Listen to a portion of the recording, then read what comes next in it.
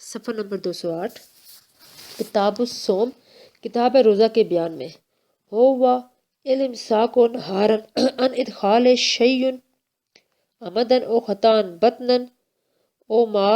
لہو حکم الباطن وان شہوت الفرج بنیت من اہلی وسبب وجوب رمضان شہود جزء منہ وکل یوم منہ سبب لوجوب ادائہ وہو فرد اداء وقضاء علی من اجتمع فیہ اربعۃ اشیاء الاسلام والعقل والبلوغ والعلم بالوجوب لمن اسلم بدار الحرب او الکون بدار الاسلام ویشترط لوجوب ادائہ الصحۃ من مرض وحیض ونفاس والاقامۃ ویشترط لصحۃ ادائہ ثلاثات النیات والخلو اما جنافیہ من حیض ونفاس واما یفسدہ ولا یشترط الخلو عن الجنابۃ ورکنہ الکف عن قضاء شہوۃ البطن والفرج وما الحق بہما وحکمہ سقوط واجب عن الذمۃ والثواب فی الآخرۃ واللہ اعلم۔ ترجمہ: یہ رکنا ہے دن کے وقت قصدن یا خطا پیٹ میں یا جو حکم باطن میں ہے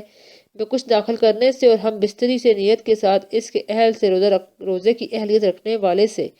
اور رمضان کے وجوب کا سبب اس کے کسی جزو یعنی آغاز کا آ جاتا ہے، اور رمضان کا ہر دن اس کے ادائیگی کے وجوب کا سبب ہے، اور وہ فرض ہے ادا اور قضا ہر اس شخص پر جس میں چار چیزیں پائی جائیں: اسلام اور عقل اور بلوغ اور اس کے وجوب کا علم۔ اس شخص کے لیے جو دار حرب میں اسلام لایا ہو یا دارالاسلام میں ہونا، اور اس روزے کے وجوب کی ادائیگی کے لیے شرط ہے صحت، کسی بھی مرض سے اور حیض سے اور نفاس سے مقیم ہونا، اور اس کی ادائیگی کے درست ہونے کے لیے تین شرائط ہیں: نیت اور پاک ہونا حیض و نفاس سے جو روزے کے منافی ہیں اور ان چیزوں سے جو اس کو فارغ کرتی ہیں، اور شرط نہیں ہے جنابت سے پاک ہونا، اور اس روزے کا رکن پیٹ اور شرمگاہ اور ان سے ملک شہوتوں کی تکمیل سے رک جانا ہے، اور اس کا حکم واجب کا ذمت سے ساقط ہونا اور آخرت میں ثواب ہے، اور اللہ تعالیٰ زیادہ جاننے والا ہے۔ صفحہ نمبر 209 توضیح: یہاں کتاب الصوم کے عنوان کے تحت روزے اور اس کے متعلقہ احکام بیان کیے جائیں گے۔ صوم کے لفظی معنی رک جانے کے ہیں، اور شرعی اصطلاح میں دن کے وقت یعنی طلوع صبح صادق سے لے کر غروب آفتاب تک کے درمیانی حصہ میں قصدن یا خطا پیٹ یا جو پیٹ کے حکم میں ہو، مثلا دماغ یا اس زخم میں جو معدے تک پہنچا ہوا ہو، کسی چیز کے داخل کرنے یا ہم بستری کرنے سے عبادت کی نیت سے رک جانا، اس شخص کا جو روزہ رکھنے کا اہل ہو روزہ کہلاتا ہے۔ روزہ رکھنے کے اہل ہونے کی شرط اس لیے لگائی کہ حائضہ اور نفاس والی عورت، کافر اور مجنون روزہ رکھنے کے اہل ہی نہیں ہے۔ روزہ رمضان کی فرضیت کا سبب: روزہ رمضان کے فرضیت کا سبب رمضان کے کسی جز کا پا لینا ہے۔ روزہ رمضان کے وجوب ادا کا سبب: رمضان کا ہر دن اس کے ادائیگی کے وجوب کا سبب ہے۔ چنانچہ جو شخص جب بلوغ کو پہنچا یا جب اسلام لے آیا تو اس پر گزشتہ روزے لازم نہیں، جو روزے ابھی باقی ہیں ان کا رکھ لینا لازم ہے۔ رمضان شریف کے روزے فرض عین ہیں ادا کرنے اور قضا لانے کی حیثیت سے، یعنی اسی وقت پر روزہ رکھنے یا اس کے وقت گزر جانے کے بعد اس کی قضا لانے کی صورت میں اس شخص پر واجب ہیں جس میں یہ چار چیزیں پائی جائیں۔ نمبر 1 اسلام، کیونکہ جو شخص مسلمان نہ ہو تو وہ احکام شریعہ کی فرضیت کا مکلف نہیں، چنانچہ کافر پر روزہ فرض نہیں۔ نمبر 2 عقل، کیونکہ جو شخص سمجھ بوجھ نہ رکھتا ہو وہ بھی احکام شریعہ کا مخاطب نہیں، چنانچہ پاگل پر بھی روزہ فرض نہیں۔ نمبر 3 بلوغت، کیونکہ جو شخص ابھی حد بلوغت تک پہنچا ہو، مثلا بچہ ہے، اس پر بھی روزہ فرض نہیں ہے۔ نمبر 4 علمی، اس شخص کے لیے جو دارالحرب میں اسلام لایا ہو اور اس کو علم نہ کہ روزہ اس پر لازم ہے، یا اس کا دارالاسلام میں ہونا کہ یہیں پر پلا بڑا ہو، کیونکہ اب اس کے لیے علمی کا عذر قابل قبول نہیں ہوگا۔ روزے کے ادا کے لازم ہونے کے لیے شرط ہے کہ صحیح اور تندرست ہو، نہ بیمار ہو اور حائضہ اور نہ نفاس والی عورت ہو، اور دوسری شرط اقامت ہے یعنی وہ مسافر نہ ہو۔ صفحہ نمبر 210 اور اس کے ادا کرنے کی صحت کے لیے 3 شرطیں ہیں۔ نمبر 1 نیت کرنا، یعنی وقت پر روزانہ اس کی نیت کرنا ہے۔ نمبر 2 اس کی صحت کے منافی چیزوں سے اس کا خالی ہونا، جیسے حیض اور نفاس، کیونکہ یہ دونوں چیزیں روزے کی منافی ہیں۔ نمبر 3 اور اس کی حفاظت کرنے والی چیزوں سے اس کا خالی ہونا، اور جنابت سے پاک ہونا اس کی صحت کے لیے شرط نہیں، کیونکہ جنابت سے پاک ہونا اس کے اختیار میں ہے۔ روزے کا رکن یہ ہے کہ اپنے آپ کو پیٹ اور شرمگاہ کی خواہشات سے یا ان دونوں کے ساتھ ملحق شہوتوں کی تکمیل سے روکے رکھنا، اور اس کا حکم یہ ہے کہ جو واجب اس کے ذمے تھا وہ اس سے ساقط ہو جائے گا اور دنیا میں اس کا ذمہ فارغ ہو جائے گا اور آخرت میں اس کا ثواب ملے گا۔ فصل ينقسم الصوم إلى 6 أقسام: فرض واجب ومسنون ومندوب ونفل ومكروه. أما الفرض فهو صوم رمضان أداء وقضاء وصوم الكفارات والمنذور في الأزهر. وأما الواجب فهو قضاء ما أفسده من صوم. ترجمہ: فصل روزے کی 6 قسمیں کی جاتی ہیں: فرض اور واجب اور مسنون اور مستحب اور نفل اور مکروہ۔ جو فرض ہیں تو وہ رمضان کے روزے ہیں، ادا اور قضاء کی کفاروں کے روزے اور نظر کے روزے ظاہر روایت کے مطابق، اور جو واجب ہیں تو وہ نفل روزوں کی قضاء ہے جو رکھ کر توڑ دیا ہو۔ صفحہ نمبر 211۔ نفل واما المسنون فهو صوم یوم عاشوراء التاسع واما المندوب فهو صوم ثلاثة من كل شهر ويندب كونها الأيام البيضاء وهي الثالثة عشر والرابعة عشر والخامسة عشر وصوم يوم الاثنين والخميس وصوم 6 من شوال. ثم قيل الأفضل وصلها وقيل تفريقها وكل صوم ثبت طلبه والوعد عليه بالسنة كصوم داود عليه السلام كان يصوم يوما ويفطر يوما وهو أفضل الصيام وأحبه إلى الله تعالى. وأما النفل فهو ما سوى ذلك مما لم يثبت كراهيته. وأما المكروه فهو قسمان: مكروه تنزيها ومكروه تحريما. الأول كصوم عاشوراء منفردا عن التاسع، والثاني صوم العيدين وأيام التشريق وكره افراد اليوم. ترجمہ: توڑ دیا ہو، اور جو سنت ہے تو وہ عاشورہ کے دن کا روزہ ہے نویں سمیت، اور جو مستحب ہے تو وہ ہر مہینے کی 3 دن ہے، اور مستحب ہے کہ وہ ایام بیض ہوں، اور وہ ایام بیض 13ویں اور 14ویں اور 15ویں تاریخ ہیں، اور پیر کے دن اور جمعرات کے دن کا روزہ اور شوال کے 6 روزے ہیں۔ پھر کہا گیا ہے کہ مسلسل افضل ہے، اور کہا گیا ہے کہ الگ الگ، اور ہر اس دن کا روزہ ہے جس کا مطلب اور اس پر وعدہ ثواب سنت سے ثابت ہے، جیسے صوم داؤد علیہ السلام کہ وہ ایک دن روزہ رکھتے اور ایک دن افطار فرماتے، اور یہ اللہ تعالیٰ کے ہاں تمام روزوں سے افضل اور محبوب ہے۔ اور جو نفل ہیں تو وہ ان کے علاوہ تمام روزے ہیں جن کا مکروہ ہونا ثابت نہ ہو، اور جو مکروہ ہیں تو وہ 2 قسموں پر ہیں: مکروہ تنزیہی اور مکروہ تحریمی۔ پہلی قسم جیسے عاشورہ کا روزہ بغیر نومی کے، اور دوسری قسم عیدین کا روزہ اور ایام تشریق کے روزے ہیں، اور مکروہ ہے تنہا جمعے کے۔ صفحہ نمبر 212۔ الجمعۃ و افراد یوم السبت و یوم من نیروز اول مہرجان الا ان یوافق عادتہ وکرہ صوم الوصال ولو یومین وہو ان لا یفطر بعد الغروب اصلا حتی یتصل صوم الود بالامس وکرہ صوم الدہر. ترجمہ: جمعہ کے دن کا روزہ اور تنہا سینچر کے دن کا روزہ اور 9 روز یا مہرجان کا روزہ، البتہ اگر اس کی عادت کے مطابق پڑ جائے، اور مکروہ ہے صوم وصال اگرچہ 2 دن کا ہو، اور وہ صوم وصال یہ ہے کہ غروب کے بعد بالکل افطار نہ کرے یہاں تک کہ کل آنے والے کا روزہ گزشتہ دن سے مل جائے، اور مکروہ ہے صوم دہر ہمیشہ روزہ رکھنا۔ توضیح: اس فصل میں روزے کی قسمیں بیان کی جائیں گی۔ روزے کی 6 قسمیں ہیں: نمبر 1 فرض روزے، نمبر 2 واجب روزے، نمبر 3 سنت روزے، نمبر 4 مستحب روزے، نمبر 5 نفلی روزے، نمبر 6 مکروہ روزے۔ فرض روزے رمضان شریف کے روزے جو وقت پر رکھے جاتے ہیں یا ان کی قضا کی جاتی ہے، اور کفارات کے روزے مثلا کفارہ ظہار کے روزے، کفارہ یمین کے روزے وغیرہ، اور اسی قسم میں صوم نظر بھی داخل ہیں۔ اثر روایت کے مطابق چنانچہ اللہ تعالیٰ کا ارشاد ہے: والجوم فوز نزورہم آ جاتا۔ واجب روزے نفلی روزے شروع کرنے کے بعد جب اس کو توڑا جائے تو اس کی قضا کرنا واجب ہے۔ مسنون روزے جیسے یوم عاشورہ کا روزہ اور اس کے ساتھ 9ویں تاریخ کا روزہ رکھنا یا 11ویں تاریخ کا روزہ رکھنا۔ مستحب روزے ہر مہینے کے 3 روزے مستحب ہیں، اور یہ بھی مستحب ہے کہ وہ 3 روزے ایام بیض یعنی 13ویں 14ویں 15ویں تاریخ کے ہو۔ پیر کے دن کا روزہ، جمعرات کے دن کا روزہ اور 6 روزے شوال کے مہینے کے بعض نے کہا ہے کہ ان کا مسلسل رکھنا افضل ہے، اور بعض نے کہا ہے کہ الگ الگ رکھنا بہتر ہے، اور ہر وہ روزہ جس کا طلب کرنا اور اس پر ثواب کا وعدہ سنت سے ثابت ہو، جیسے صوم داؤد علیہ السلام، یعنی ایک دن روزہ رکھنا اور ایک دن افطار کرنا، یہ اللہ کے نزدیک سب روزوں سے افضل محبوب ہے۔ نفلی روزے،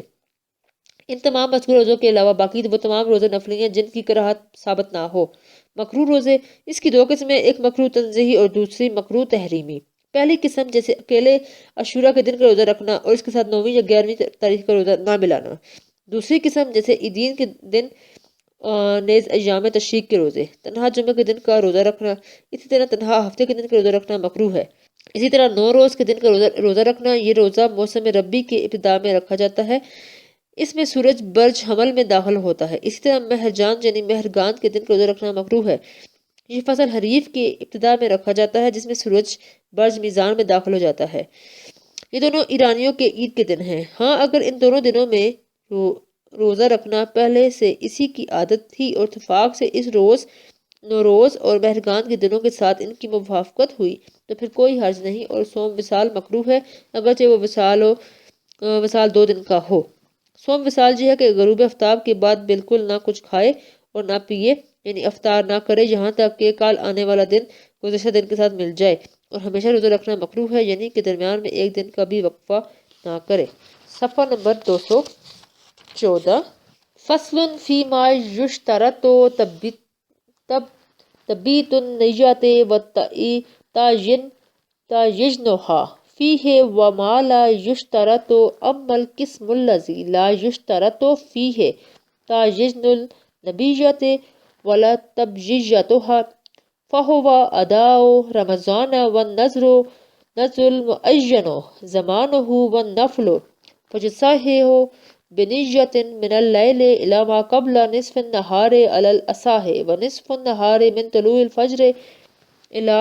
وقت الظہوۃ الکبریٰ ویصح ایضا بمطلق النیت وبنیت النفل ولو کان مسافرا او مریضا فی الاصح ویصح اداء رمضان بنیت واجب آخر لمن کان صحیحا مقیما بخلاف المسافر فإنه یقع اما نواہ من الواجب واختلف الترجیح فی المریض اذا نوی واجبا آخر فی رمضان ولا یصح المنظور المعین زمانہ بنیت واجب غیرہ بل یقع اما نواہ من الواجب فیہ واما القسم الثانی وہو ما یشترط فیہ تعین النیت وتعینها فہو قضاء رمضان وقضاء ما افسدہ من نفل وصوم الکفارات بعنوانها والمنظور المطلق کقولہ ان شق اللہ مریضی فعلی صوم یوم فحصل الشفاء۔ ترجمہ: فصل ہے ان روزوں کے بیان میں جن میں رات سے ہی نیت اور ان کی تعین شرط ہے، اور جن میں شرط نہیں۔ روزوں کی وہ قسم جن میں رات سے ہی نیت کرنا اور تعین شرط نہیں ہے تو وہ رمضان کے ادا روزے ہیں، اور وہ معین نظر جس میں وقت متعین ہو اور نفل روزہ ہے۔ پس صحیح ہے ان کی نیت رات سے نصف دن سے پہلے تک، زیادہ صحیح قول کے مطابق، اور نصف النہار صبح کے طلوع ہونے سے ضحیٰ کبریٰ کے وقت تک ہے، اور مطلق نیت سے بھی روزہ صحیح ہوگا، اور نفل کی نیت سے بھی اگرچہ وہ مسافر ہو یا مریض ہو، زیادہ صحیح قول کے مطابق۔ اور رمضان کا ادا روزہ دوسرے واجب کی نیت سے بھی صحیح ہوگا اس شخص کا جو تندرست و مقیم ہو، بخلاف مسافر کے کہ اس کی نیت کردہ واجب ہی ادا ہوگا۔ اور اس کی ترجیح کے بارے میں فقہ کا اختلاف ہے کہ مریض جب رمضان میں دوسرے واجب کی نیت کر لے اور صحیح نہیں ہوگا نظر کا وہ روزہ جس کا وقت معین ہو کسی اور واجب کی نیت سے، بلکہ نیت کی وہ واجب ہی ادا ہوگا۔ اور جو دوسری قسم ہے وہ ایسے روزے ہیں جن میں رات سے نیت کرنا اور تعین شرط ہے تو وہ رمضان کی قضا روزے ہیں، اور ان نفل روزوں کی قضا جن کو توڑ دیا تھا، اور تمام اقسام کے کفارات کے روزے اور نظر مطلق کے روزے، جیسے یہ کہے کہ اگر اللہ میرے مریض کو شفا دے تو مجھ پر ایک دن کا روزہ ہے پھر شفا مل جائے۔ صفحہ نمبر 215۔ توضیح: اس فصل میں ان روزوں کا بیان ہوگا جن کے لیے رات سے نیت کرنا اور اس کی تعین شرط نہیں، اور وہ جن کے لیے رات سے نیت کرنا اور اس کا متعین کرنا شرط ہو۔ وہ قسم جس میں روزے کی تعین اور رات سے اس کی نیت کرنا شرط نہیں ہے وہ رمضان شریف کے مہینے میں رمضان کے روزے رکھنے ہیں۔ نیز معین نظر کے روزے کے لیے جیسے کوئی کہے کہ اس ہفتے میں نے جمعرات کے دن کا روزہ اللہ کے لیے اپنے اوپر لازم کیا، اور اسی طرح نفلی روزہ کے لیے یہ تینوں روزے رات کی نیت اور نصف النہار سے پہلے کی نیت سے بھی صحیح قول کے مطابق درست ہوتی ہیں۔ نصف النہار سے مراد یہ ہے کہ صبح صادق کے طلوع سے لے کر چاش کے وقت تک یہ نصف النہار کہلاتا ہے، تاکہ حقیقی نصف النہار سے نیت کچھ پہلے ہو۔ اور یہ تینوں قسم کے روزے صرف نفل روزے کی نیت سے بھی ادا ہو سکتے ہیں، اور نیز مطلق نیت سے بھی، کہ اتنا کہے کہ آج میں روزہ رکھتا ہوں، اگرچہ وہ مسافر ہو یا بیمار ہو۔ صحیح قول کے مطابق اسی پر فتویٰ دیا ہے امام فخر الاسلام نے۔ اگر کوئی شخص تندرست اور مقیم ہو اور وہ رمضان شریف کا روزہ رکھتا ہو اور اس نے کسی دوسرے واجب روزے کی نیت کی تو یہ روزہ رمضان شریف کا ہوگا، کسی دوسرے واجب کا نہیں۔ صفحہ نمبر 216۔ اگر وہ شخص مسافر ہو اور رمضان شریف میں اس نے کسی دوسرے واجب روزے کے ادا کرنے کا ارادہ کیا تو مسافر ہونے کی وجہ سے وہ جس واجب روزے کی نیت کرے گا وہی ادا ہوگا، اور اگر وہ شخص بیمار ہو اور اس نے رمضان شریف کے روزے کے بجائے کسی دوسرے واجب روزے کی نیت کی تو اس کے بارے میں راجح قول کے بارے میں اختلاف ہے۔ حضرت حسن فرماتے ہیں کہ جس روزے کی نیت کی وہی روزہ ہوگا۔ صاحب ہدایہ اور اکثر مشائخ بخارا نے اسی کو اختیار کیا ہے، لیکن امام فخر الاسلام اور امام شمس نے اس کو ترجیح دی ہے کہ رمضان کا روزہ ہوگا، دوسرا نہیں۔ اگر کسی شخص نے روزے کی نظر مانی تھی اور اس کے لیے وقت متعین کیا تھا، لیکن اس نے اسی نظر روزے کی بجائے کسی اور واجب روزے کی نیت کر لی تو اس روزے سے اس کا وہ نظر کا روزہ اس کے ذمہ سے ساقط نہ ہوگا بلکہ جس واجب کی نیت کی ہے وہی روزہ ادا ہوگا۔ روزوں کی دوسری قسم جن کے لیے رات سے نیت کرنا اور ان کا متعین کرنا شرط ہے تو وہ رمضان کے قضاء کے روزے ہیں، اور وہ نفل روزے ہیں جن کو شروع تو کیا اور پھر ان کو توڑ دیا، جس کی وجہ سے اس کی قضاء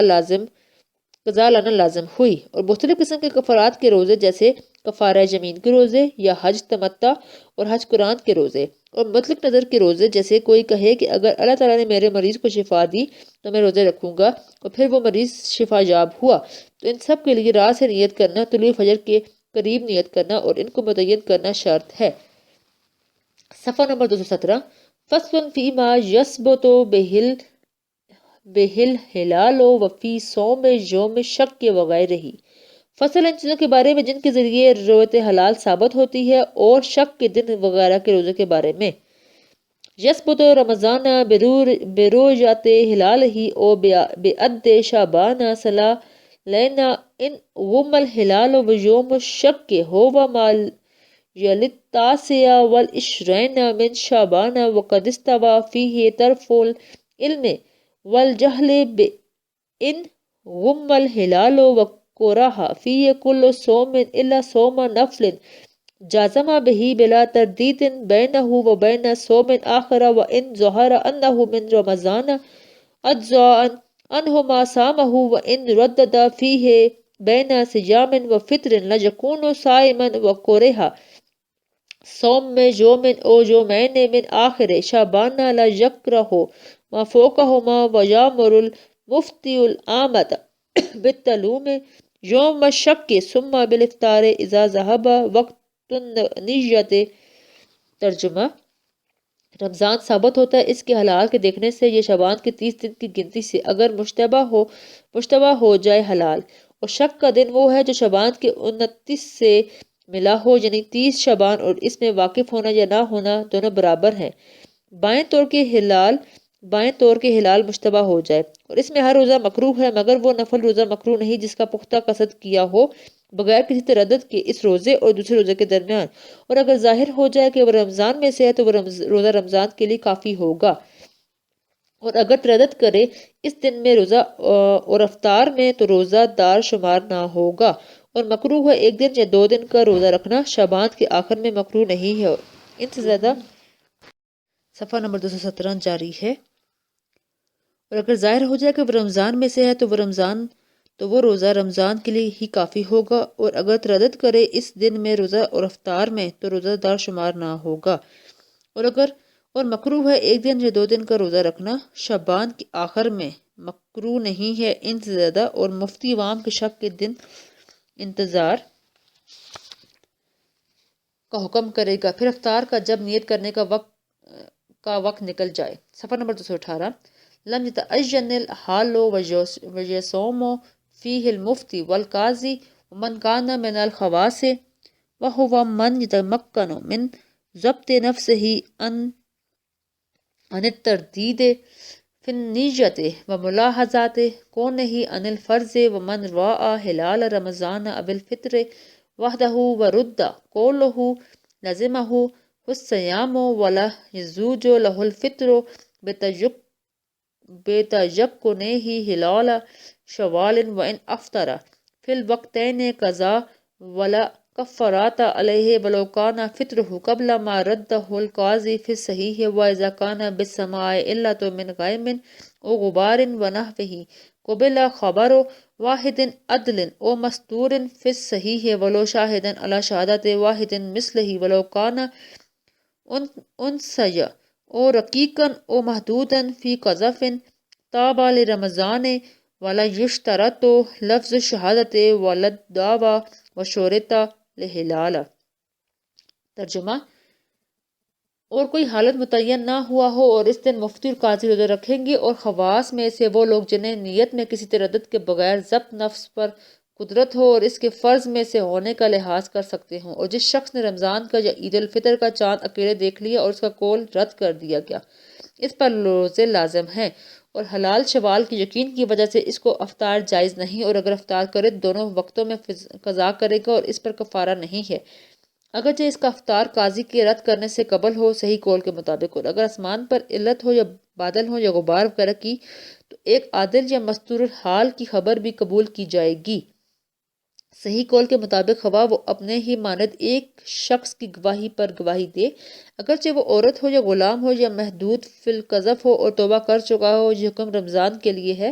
اور کلمہ شہادت بھی شرط نہیں ہے، اور نہ دعویٰ اور عید الفطر کے حلال کے لیے شرط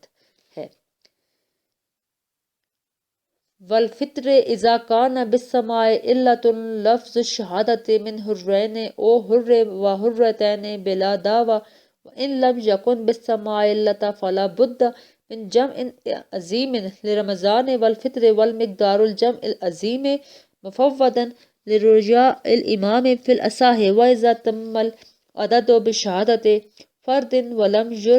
ولم يرى هلال الفطر والسماع مسفيات لا يحل له الفطر واختلف الترجيح فيما إذا كان بشهادة عدلين ولا خلاف في هل الفطر إذا كان بالسماع علة ولو ثبت رمضان بشهادة الفرد وهلال الأضحى كالفطر ويشترط لبقية الأهلة شهادة ورجلين عدلين أو حر وحرتین غیر محدودین فی قذف وإذا ثبت۔ ترجمہ: اور عید الفطر کے حلال کے لیے شرط ہے جب آسمان پر علت ہو، کلمہ شہادت ہو آزاد مردوں سے یا ایک آزاد مرد اور دو آزاد عورتوں سے بغیر دعوے کے، اور اگر آسمان پر علت نہ ہو تو پھر جمع عظیم لازمی ہے رمضان اور عید الفطر کے لیے، اور جمع عظیم کی مقدار کا انحصار امام قاضی کی رائے پر ہوگا زیادہ صحیح قول کے مطابق، اور جب تعداد رمضان کے 30 دن کی پوری ہو جائے ایک آدمی کی شہادت پر اور عید الفطر کا حلال نظر آئے اور آسمان صاف ہو تو افطار جائز نہیں ہے، اور راحج قول کے بارے میں اختلاف ہے۔ اس صورت میں جب رمضان شروع ہو دو عادل آدمیوں کی شہادت پر، اور کوئی اختلاف نہیں عید الفطر کے جائز ہونے میں جب آسمان پر علت ہو، اگرچہ رمضان ایک شخص کی شہادت پر ثابت ہوا ہو، اور عید الاضحیٰ کے چاند کے احکام عید الفطر کی طرح ہیں، اور باقی مہینوں کے چاند کے لیے شرط ہے شہادت وہ عادل مردوں کی یا ایک آزاد مرد اور دو آزاد عورتوں کی جو محدود فی القذف نہ ہو، اور جب ایک خطہ صفحہ نمبر 220 فی المطلع قطرد لازمہ سائر الثانی فی ظاہر المذہب وعلیہ الفتوى واکثر المشائخ ولا عبرۃ برؤیت الہلال نہارا سواء کان قبل الزوال او بعدہ وہو اللیلۃ المستقبلۃ فی المختار۔ ترجمہ: کہ مطلع پر رویت ثابت ہو جائے تو تمام لوگوں پر لازم ہوگا ظاہر مذہب کی روح سے، اور اسی پر فتویٰ ہے، اور اکثر مشائخ یہی فرماتے ہیں، اور دن کی رویت حلال کا کوئی اعتبار نہیں چاہے زوال سے قبل رویت ہو یا بعد میں، اور قول مختار کے مطابق وہ آنے والی رات کا ہوگا۔ توضیح: اس فصل میں وہ چیزیں بیان کی جائیں گی جن سے رویت حلال ثابت ہوتی ہے اور جو شک کے دن وغیرہ کے روزے کے بارے میں ہیں۔ چاند کے دیکھنے سے رمضان ثابت ہوتا ہے۔ اگر غبار یا بادل کی وجہ سے چاند دکھائی نہ دے اور شعبان کے 30 دن پورے ہوئے تب بھی رمضان ثابت ہوگی۔ یوم الشک شعبان کی 29ویں تاریخ سے متصل دن یعنی 30واں دن جس کے بارے میں چاند دکھائی نہ دینے کے باعث دونوں باتیں ثابت ہو سکتی ہیں۔ ہو سکتا ہے کہ یہ شعبان کا 30واں دن ہو اور ہو سکتا ہے کہ وہ رمضان شریف کا پہلا دن ہو۔ اس دن پر ہر قسم کا روزہ رکھنا مکروہ ہے سوائے نفلی روزے کے جس کے بارے میں اس نے بلا کسی تردد کے پختہ ارادہ نفلی روزے رکھنے کا کیا ہو۔ ایسا نہ ہو کہ اگر رمضان ہوا تو رمضان کا روزہ ہو اور اگر رمضان نہ ہوا تو نفلی ہوگا، ایسا کرنا مکروہ ہے۔ اگر روزہ دار تردد کرے شک کے دن کے روزے میں کہ اگر رمضان ہوا تو میرا روزہ ہوگا، نہیں تو روزہ نہیں ہوگا، تو وہ شخص روزہ دار نہیں ہوگا۔ ماہ شعبان کے آخری 1 یا 2 دن کے روزے رکھنا مکروہ ہیں اور ان سے زائد روزے رکھنا مکروہ نہیں۔ اور مختار اور پسندیدہ کام یہ ہے کہ مفتی صاحب شک کے دن کی ابتدا میں روزے کی نیت کیے بغیر انتظار کرنے کا عام اعلان کر دے اور جب روزے کی نیت کرنے کا وقت گزر جائے یعنی چاشت کا صفحہ نمبر 221 چاشت کا وقت گزر جائے اور حقیقت حال واضح نہ ہوئی تو مفتی صاحب کو چاہیے کہ اعلان کرے کہ آج روزہ نہیں ہے اور اسی دن صرف مفتی اور قاضی نفلی روزہ رکھے اور پوشیدہ طور پر خواص رکھیں گے یعنی وہ لوگ جنہیں اپنے نفس پر قابو ہو کہ وہ نیت میں اور اس دن کے رمضان میں سے ہونے میں تردد نہیں کریں گے۔ اگر کسی شخص نے اکیلے رمضان کا چاند دیکھا یا عید الفطر کا اور قاضی نے اس کی گواہی ماننے سے انکار کیا تو اس کے ذمہ روزہ رکھنا لازم ہے اور حلال شوال کے تیقن کے باوجود اس کو افطار جائز نہیں بلکہ روزہ رکھے گا۔ عزیز طلبہ، یہ آڈیو ریکارڈنگ آپ کے لیے ہیومینیٹیرین ڈیولپمنٹ آرگنائزیشن ایبٹ آباد کے ذریعے اہتمام کی گئی۔ ہیومینیٹیرین ڈیولپمنٹ آرگنائزیشن ایبٹ آباد 2011 سے اپنی مدد آپ کے تحت صحت، تعلیم اور معاشی خود مختاری کے شعبوں میں بہتری کے لیے کوشاں ہے۔ ادارہ نے نہ صرف خیبر پختونخوا بلکہ ملک بھر کے نابینا طلباء کی تعلیمی مشکلات اور رکاوٹوں کو دور کرنے کے لیے ایف اے تا ماسٹرز لیول کی نصابی کتب اور کورسز جن میں علامہ اقبال اوپن یونیورسٹی کے کورسز بھی شامل ہیں کو آڈیو ریکارڈنگ میں منتقل کرنے کا اہتمام کیا ہے تاکہ نابینا طلباء اعلیٰ تعلیم تک رسائی حاصل کر کے ملک و قوم کی ترقی اور خوشحالی میں اپنا بھرپور کردار ادا کر سکیں۔ یہ تمام آڈیو ریکارڈنگز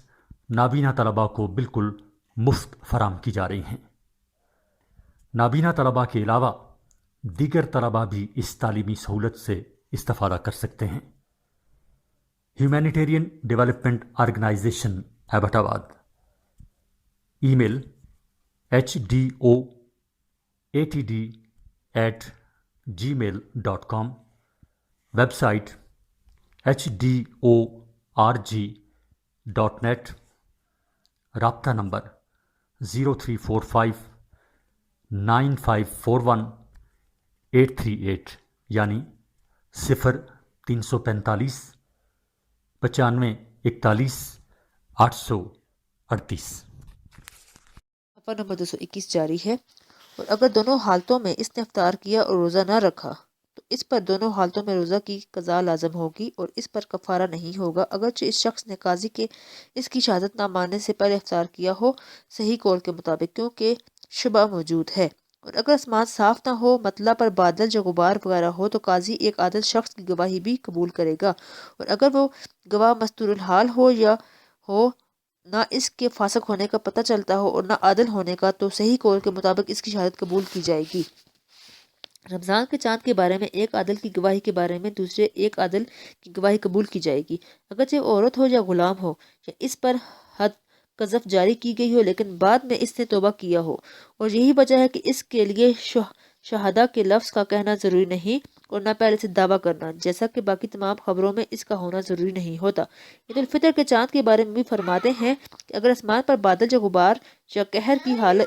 کی علت ہو تو 2 آزاد مردوں یا 1 آزاد مرد اور 2 عورتوں کی گواہی لفظ شہادت کے ساتھ قبول ہوگی بغیر دعوے کے، اور اگر آسمان صاف ہو، کوئی علت نہ ہو تو پھر رمضان اور عید الفطر دونوں کے لیے جمع غفیر کی رویت شرط ہے۔ جمع غفیر کے لیے کتنے افراد کی ضرورت ہے اس میں اقوال مختلف ہیں، لیکن صحیح قول یہ ہے کہ اس کا مدار امام کی رائے پر ہے۔ امام جس کو جمع غفیر کہے تو وہی معتبر ہوگا، کیونکہ ہر جگہ اور ہر مقام کے حالات مختلف اور جداگانہ ہوتے ہیں۔ اور اگر رمضان کی ابتدا ایک شخص کی گواہی پر کی گئی ہو اور رمضان کے روزوں کی تعداد پوری ہو گئی ہو اور عید الفطر کا چاند دکھائی نہ دیا جبکہ آسمان صاف ہو تو بالاتفاق افطار نہیں کیا جائے گا۔ اور صفحہ نمبر 222، اس گواہی دینے والے شخص کو صاحب درد کے قول کے مطابق سزا دی جائے گی۔ اور اگر رمضان شریف کی ابتدا 2 گواہوں کی گواہی سے کی گئی ہو اور رمضان کے روزوں کی گنتی پوری ہو گئی تو اس میں اختلاف ہے کہ کیا افطار کیا جائے یا نہیں۔ صاحب درایا، صاحب خلاصہ اور صاحب بزازیہ کا فتویٰ ہے کہ وہ افطار کریں گے، لیکن مجموع النوازل میں ہے کہ افطار نہیں کی جائے گی۔ اور اگر آسمان پر علت موجود ہو اور رمضان کے روزوں کی گنتی پوری ہو گئی ہو تو پھر افطار کرنے میں کسی کا اختلاف نہیں، اگرچہ رمضان کی ابتدا ایک گواہ کے گواہی سے کی گئی ہو۔ عید الاضحیٰ کا چاند حکم میں ہلال فطر کے ہے کہ آسمان پر علت کی صورت میں اور گواہوں کا ہونا اور آسمان صاف ہونے کی صورت میں جمع غفیر ہونا چاہیے، اور یہی صحیح قول ہے۔ ان کے علاوہ دیگر مہینوں کی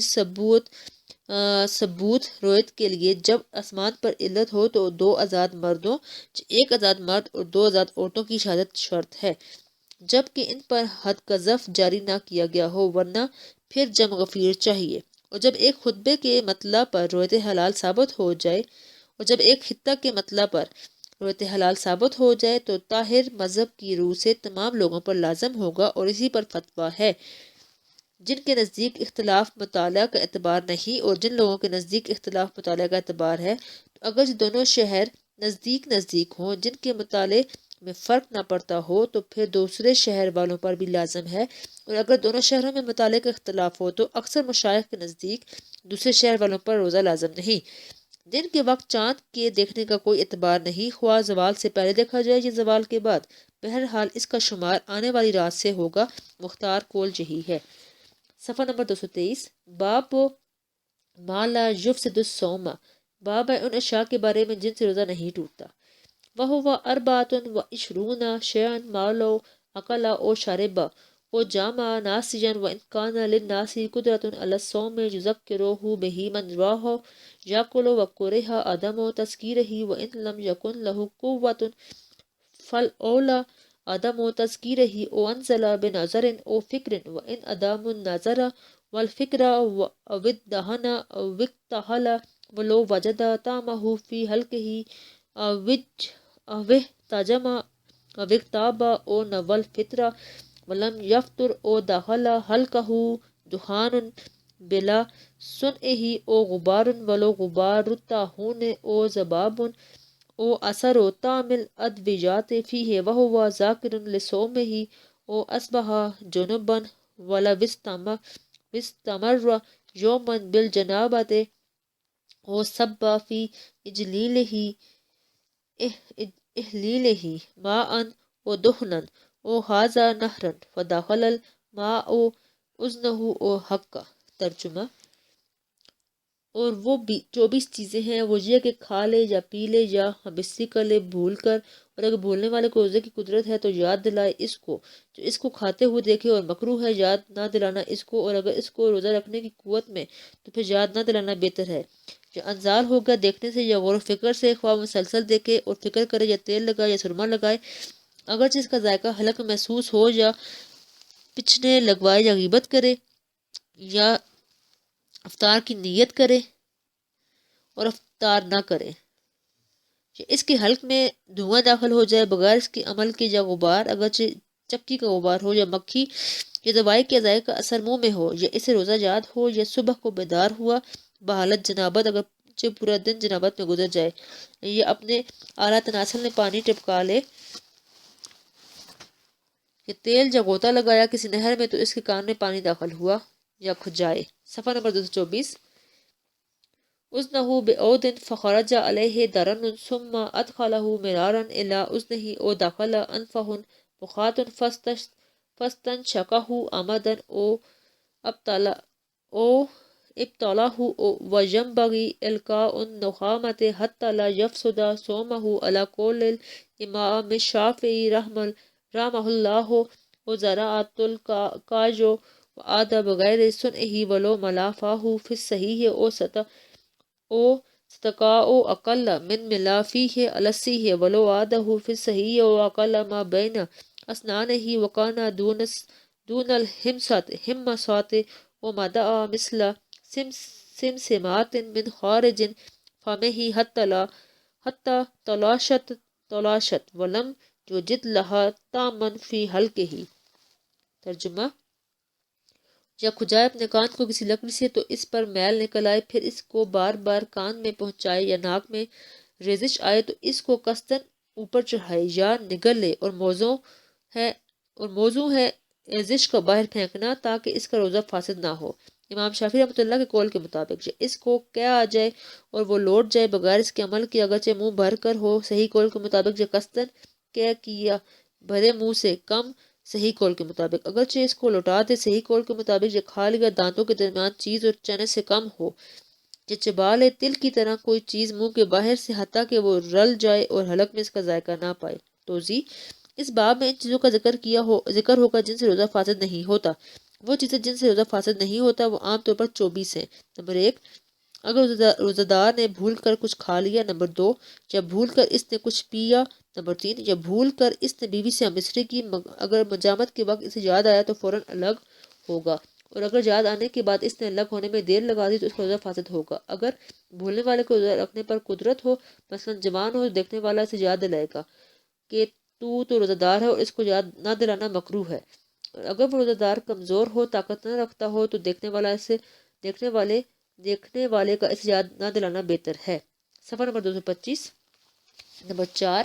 اگر کسی کا محض دیکھنے سے انزال ہو گیا۔ نمبر 5، جب فکر اور سوچ میں لگا رہا اور اس کا انزال ہوا، اگرچہ مسلسل دیکھتا رہا یا سوچتا رہا۔ نمبر 6، یا تیل لگایا۔ نمبر 7، یا اس نے آنکھوں میں سرما لگایا، اگرچہ اس نے سرمے کا ذائقہ حلق میں محسوس کیا۔ نمبر 8، یا اس نے پوچھنا لگایا۔ نمبر 9، یا اس نے غیبت کی۔ نمبر 10، یا اس نے افطار کا ارادہ کیا لیکن کھولا نہیں۔ نمبر 11، یا اس کے حلق میں اس کے قصد اور ارادے کے بغیر دھواں داخل ہوا۔ نمبر 12، اس کے منہ میں غبار داخل ہوا اگرچہ وہ غبار چکی کا ہو۔ نمبر 13، یا مکھی کو نگل گیا۔ نمبر 14، یا اپنے حلق میں دوائی کا اثر محسوس کیا اور اسے یاد ہو کہ میں روزے کی حالت میں ہوں۔ نمبر 15، یا صبح کو بحالت جنابت بیدار ہوا اگرچہ وہ سارا دن جنابت کی حالت میں رہا۔ نمبر 16، یا اس نے اپنے اعلیٰ تناسل میں پانی ٹپکایا۔ نمبر 17، یا تیل اپنے اعلیٰ تناسل میں ٹپکایا۔ نمبر 18، یا نہر کے پانی میں گھسا اور پانی اس کے کانوں میں داخل ہوا۔ نمبر 19، یا اپنے کان کو لکڑی سے کھجائے اور اس کے ساتھ میل نکل آیا، پھر کئی بار لکڑی کان میں ڈال دی۔ نمبر 20، یا ناک میں ریزش آیا اور اس نے اسے قصداً اوپر چڑھایا یا نگل لیا۔ ناک کے راستے کا گند باہر پھینکنا مناسب ہے تاکہ امام شافعی کے قول کے مطابق اس کے نکلنے سے اس کا روزہ فاسد نہ ہو۔ نمبر 21، یا کسی کو از خود کیا آ جائے اور اس کے ارادے کے بغیر وہ خود واپس لوٹ جائے، اگرچہ وہ کیا منہ بھر کر کیوں نہ ہو، صحیح قول کے مطابق۔ نمبر 22، اگر کسی نے قصداً کیا اور وہ منہ بھر کر نہ ہو بلکہ اس سے کم ہو، اگرچہ اسے واپس لوٹائے، صحیح قول کے مطابق۔ صفحہ نمبر 226۔ اس نے دانتوں میں اٹکی ہوئی چیز کھا لی لیکن وہ چنے کے برابر سے کم ہو۔ نمبر 24،